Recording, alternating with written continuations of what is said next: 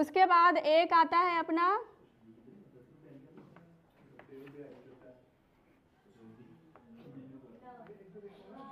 है ना, ये बिंदी के लिए, ठीक है। अब एक चीज देखिए, एक में नुक्ता है, ये क्या है, नून है।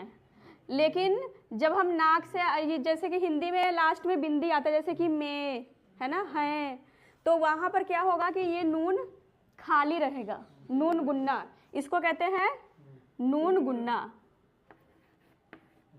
इसके नीचे कोई नुक्ता है तो फिर तो हर्फ बन जाएगा, बे बन जाएगा, नहीं बे कैसे बन जाएगा? और इसके नीचे कोई नुक्ता आता हो कहीं पर आएगा नहीं, ये तो गोल है ना, बे कैसे बनेगा फिर? अच्छा जी, ठीक है। एक चीज और ध्यान दीजिए, जैसे हमने लिखना है दांत, ठीक है, तो बिंदी कहाँ आ रहा है, बीच में।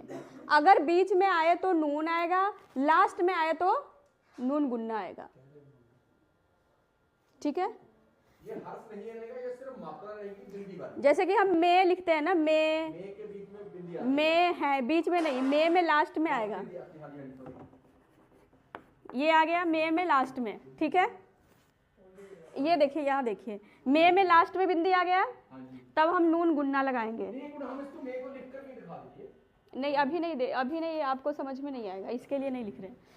ये पहले इतना समझ लीजिए कि लास्ट में आ गया बिंदी तो नून गुन्ना लगाएंगे। अगर यही बिंदी आता है, जैसे कि हम लिख रहे हैं दांत, ठीक है, बीच में आ रहा है तब नून लगाएंगे, शुरू में आएगा तब नून लगाएंगे।